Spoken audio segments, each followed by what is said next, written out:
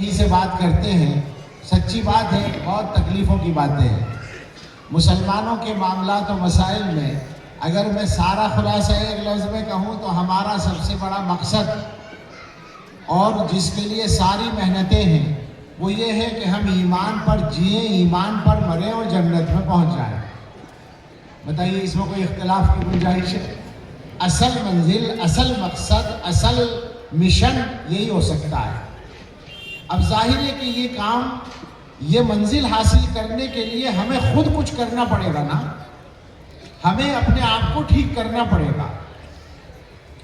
تو جہاں جہاں انگلی رکھنے کی گنجائش ہے، جہاں جہاں ہمیں اپنے آپ کو بدلنے کی ضرورت ہے، میں دو چار انہی نقطوں پر پون گھنٹے میں 50 منٹ میں چاہتا ہوں بات پوری کر لوں، گفتگو کرتا ہوں تو یہیں سے شروع کریں جو میرا ذہن چلا گیا۔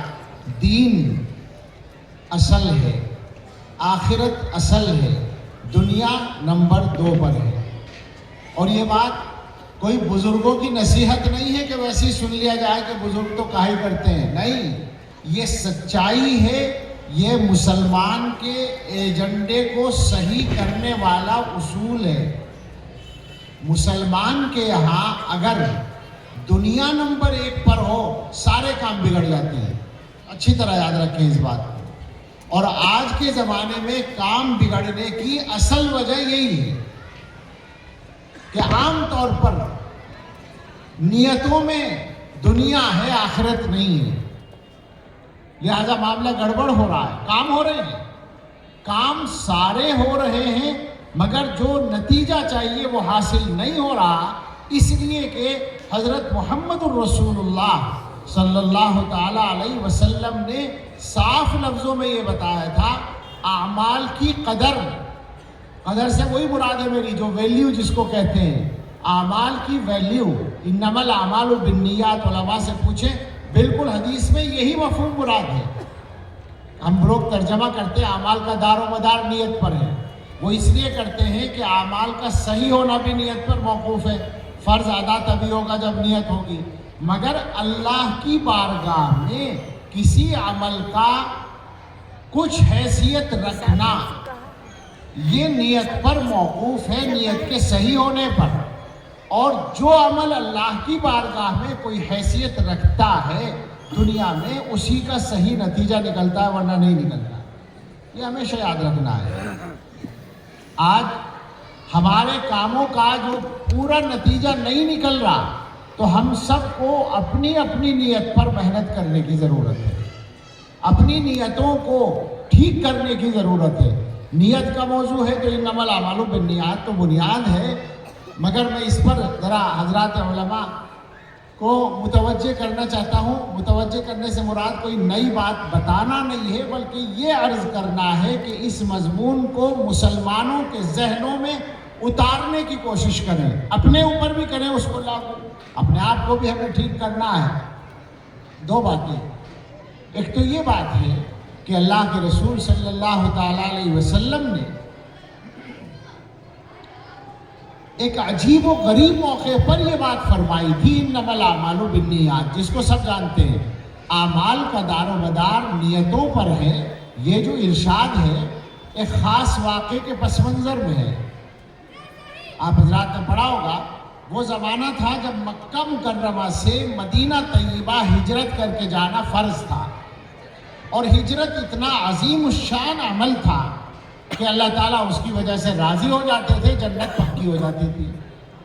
لیکن اتنا ہی مشکل عمل بھی تھا، اپنے گھر کو چھوڑنا، رشتہ داروں کو چھوڑنا، کاروبار کو چھوڑنا، زمین جائیداد کو چھوڑنا، تعلقات اور دوستیوں کو چھوڑنا، اپنے وطن کو چھوڑنا، اور اس کو چھوڑ کر ایک اجنبی جگہ چلے جانا جہاں مستقبل کی کوئی گارنٹی نہیں، کیا ہوگا کچھ پتہ نہیں۔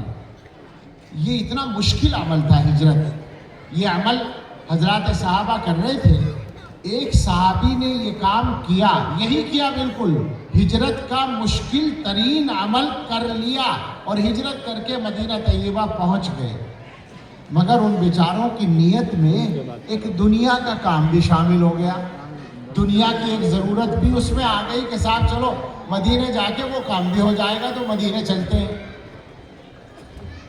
یہ ہے وہ موقع جہاں حضرت محمد الرسول اللہ صلی اللہ تعالیٰ علیہ وسلم نے یہ الفاظ ارشاد فرمائے. میں آپ سے سچ کہتا ہوں کہ کبھی تنہائی میں غور کرنے کا موقع ملے تو میں کانپ جاتا ہوں کہ کیا سخت بات ہے. ایک صاحب ہجرت کر رہے ہیں اور اللہ کے رسول اس کو کنڈم کر رہے ہیں کہ نہیں یہ نہیں چلے گا. دنیا کے کاموں کی نیت نہیں چلے گی دینی کاموں میں. اعمال کی ویلیو نیت سے ہوگی, اللہ کے یہاں قبولیت نیت سے ہوگی. یہ نہیں چلے گا کہ تم دین کا کام کرو اور اس میں دنیا کی نیت شامل کر لو. بالکل کنڈم کر دیا. کنڈم کا لفظ میں غلط نہیں بول رہا, علماء سے پوچھو. فَهِجْرَتُهُ إِلَىٰ مَا هَاجَرَ إِلَيْهِ کا مطلب کیا بنا؟ کنڈم ہی تو بنا اور کیا ہوگا. سخت ترین بات ہے. اور اس کے بعد حضرات صحابہ کے یہاں اس کا کتنا اہتمام ہے. وہ مشہور واقعہ ہے حضرت علی رضی اللہ تعالیٰ عنہ کا کہ ایک دشمن کو انہوں نے گرا لیا لڑائی میں اور تلوار نکال لی مارنے کے لیے اور دبا لیا تھا پہلے ہی. تو اب حضرت علی رضی اللہ عنہ جیسا طاقتور انسان ہے, آپ جانتے ہوں گے غزوہ بدر کے موقع پر عمر ابن عبد ود کو مارا تھا جو 2000 سواروں کے برابر سمجھا جاتا تھا. حضرت علی نے اس کا کام تمام کیا تھا. ہاتھوں کی طاقت بہت زیادہ تھی, تلوار بہت مضبوط تھی. وہ ترکی میں رکھی ہوئی ہے. مجھے مولانا حضرت محمود مدنی صاحب نے ایک دفعہ کہا کہ وہ بہت بھاری تلوار ہے. میں نے بھی جا کر دیکھا, بہت چوڑی ہے. ہم جیسے مولوی سے تو وہ ہلے گی بھی نہیں. اب حضرت علی رضی اللہ عنہ کے قبضے میں ایک آدمی اس طرح آ جائے تو وہ بیچارہ کیا کرے گا؟ کچھ بھی نہیں کر سکتا. ایک کام وہ کر سکتا تھا, وہ اس نے کر لیا. وہ یہ تھا کہ حضرت کے منہ پر تھوک دیا. نیچے دبا ہوا ہے, ہٹا بھی نہیں سکتا. مرنے کا تو یقین ہے کہ اب تو گردن کٹنی ہے, تو کم سے کم کچھ تو کریں. منہ پر تھوک دیا.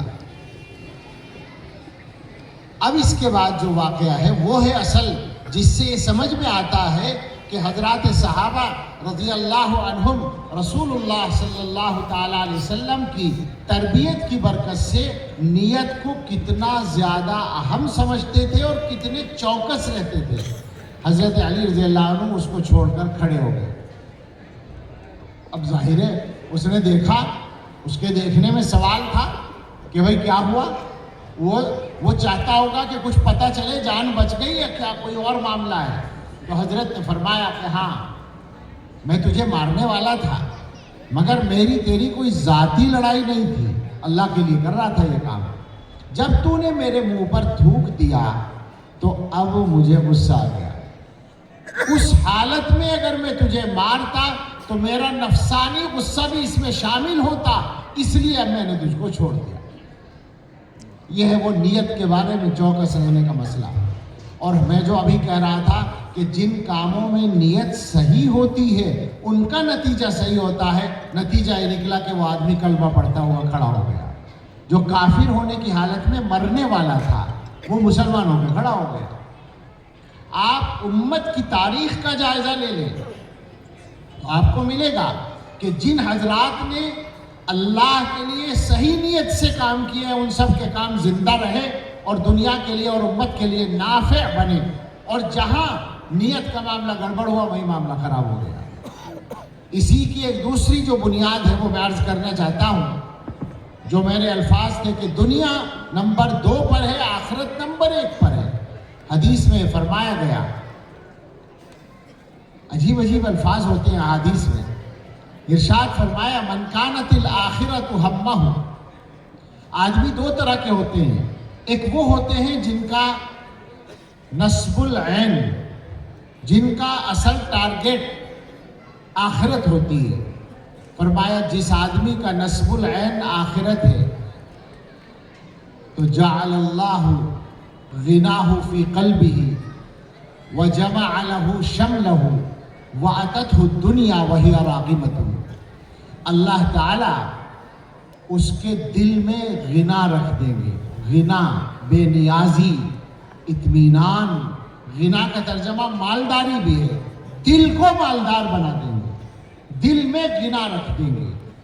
یہ پہلا انعام ہوگا, چونکہ آخرت نظر میں ہے, آخرت اصل منشا ہے. تو دنیا کے چکر میں پریشان نہیں ہوگا، دل کے اندر اطمینان رہے گا۔ وجمع لہ شملہ، اور اس کے متفرق معاملات کو جمع کریں گے، یعنی اس کے کام بنتے چلے جائیں گے۔ وَأَتَتْهُ الدُّنْيَا وَهِيَ رَاغِبَةٌ، اور دنیا اس کے پاس آئے گی ذلیل ہو کر، کیونکہ جو اللہ نے لکھ دیا وہ تو آئے گا، وہ مل کر رہے گا، اور وہ چونکہ آخرت کو اصل مانتا ہے تو دنیا بیچاری اس کے پیچھے پیچھے جائے گی، ذلیل ہو کر پہنچے گی۔